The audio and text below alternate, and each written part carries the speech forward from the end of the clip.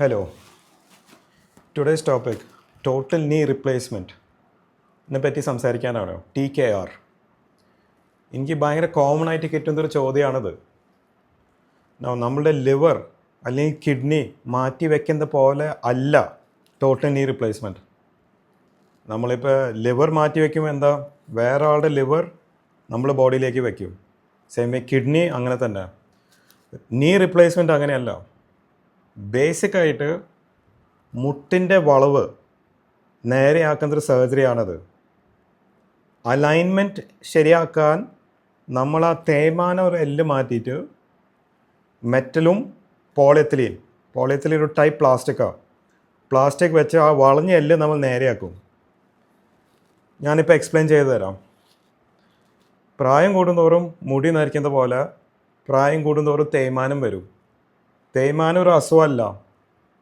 But ചില ആൾക്കാർക്ക് മുട്ടിങ്ങനെ വളഞ്ഞാൽ alignment തെറ്റുന്ന കാരണം എല്ലുകൾ ഇങ്ങനെ തേയ്മാനം വരാൻ തുടങ്ങും. ഞാൻ സിമ്പിളായിട്ട് ഉദാഹരണം പറയാം. നമ്മൾ ഈ വണ്ടിയുടെ ടയർ അലൈൻമെൻറ്റ് തെറ്റുന്ന പോലെയാണ്. ടയർ അലൈൻമെൻറ്റ് തെറ്റിയാൽ എന്താ പറ്റുക? ഒരു ഭാഗമാണ് തേഞ്ഞു പോവുക. സെയിം വേ മുട്ടിൻ്റെ അലൈൻമെൻറ്റ് തെറ്റിയാൽ തുടയുടെ എല്ലും താഴത്തെ എല്ലും തമ്മിലിങ്ങനെ ഉരഞ്ഞുകൊണ്ടിരിക്കും. ഇങ്ങനെ ഉരഞ്ഞുകൊണ്ടിരിക്കുമ്പോൾ തേയ്മാനം വരും. തേയ്മാനം വരുമ്പോൾ പെയിൻ വരും. നൗ പെയിൻ വന്നാൽ നെഗറ്റീവ് എന്താ? നടക്കില്ല.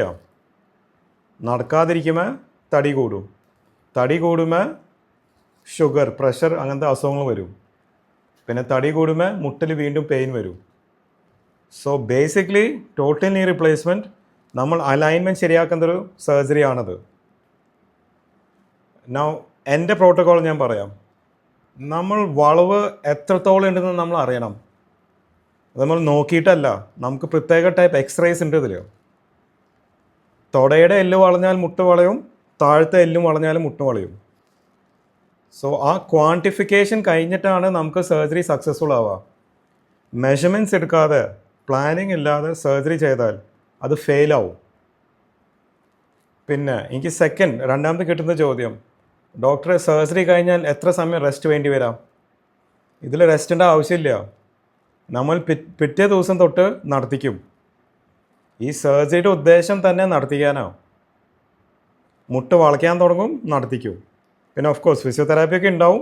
ബട്ട് ഗ്രാജുവലി നമ്മൾ അതിൻ്റെ ഇൻറ്റൻസിറ്റി കൂട്ടി കൊണ്ടുവരും. പിന്നെ മൂന്നാമത്തെ കിട്ടുന്ന ചോദ്യം, ഡോക്ടറെ സർജറി കഴിഞ്ഞാൽ നല്ല പെയിൻ ഉണ്ടാവോ? യെസ്, ഇതൊരു മേജർ സർജറിയാണ്. ബട്ട് നമ്മുടെ അനസ്തീഷ്യ ടെക്നോളജി ഭയങ്കരമായിട്ട് അഡ്വാൻസ് ആയിട്ടുണ്ട്. നമുക്ക് പെയിൻ കൺട്രോൾ ചെയ്യാൻ നമ്മുടെ കയ്യിൽ ഇഞ്ചെക്ഷൻസ് ഒക്കെ ഉണ്ട്. എപ്പിഡ്യൂറൽ ഇഞ്ചെക്ഷൻസ് ഉണ്ട്. മീനിങ് ഒരു പ്രത്യേക ടൈപ്പ് ട്യൂബ് നമ്മൾ സ്പൈനൽ കോഡ്, അതായത് നട്ടൽ വഴി നമ്മൾ വയ്ക്കും. അതിൽ കൂടെ പെയിൻ കില്ലേഴ്സ് നമ്മൾ സ്ലോ ആയിട്ട് ഇൻഫ്യൂസ് ചെയ്യും. സോ അതിൻ്റെ ബെനിഫിറ്റ് എന്താ? നമുക്കത് വെച്ച് നടക്കാം, പെയിൻ ഉണ്ടാവില്ല, മുട്ട് മടക്കാനും പറ്റും. ബട്ട് ഇതിൻ്റെ അർത്ഥം ഇത് എല്ലാവർക്കും ചെയ്യുന്നൊരു സർജറി അല്ലത്. ഞാൻ യൂഷ്വലി 70, 68, 70 ആ ഏജ് ഗ്രൂപ്പിലാണ് ഞാൻ സാധാരണ ചെയ്യുക. ഞാൻ യങ് ആൾക്കാർക്ക് ചെയ്യാറില്ല. ഒരു 65 വയസ്സിന് താഴെ നമുക്ക് മുട്ടിൻ്റെ അലൈൻമെൻറ്റ് മാറ്റാൻ വേറെ സർജറീസ് ഉണ്ട്. മുട്ട് മാറ്റി വയ്ക്കാതെ നമുക്ക് മുട്ട് നേരെയാക്കാൻ സർജറീസ് ഉണ്ട്. അത് ഞാൻ വേറെ വീഡിയോയിൽ ഞാൻ എക്സ്പ്ലെയിൻ ചെയ്ത് തരാം. So in A short, total നീ റിപ്ലേസ്മെൻറ്റ് ഒരു ജോയിൻറ്റ് റിയലൈൻമെൻറ്റ് സർജറിയാണ്. നമ്മൾ ആ വളവ് നേരെയാക്കിയിട്ട് സർജറി വരെ വളവ് നേരെയാക്കിയിട്ട് നടത്തിക്കും.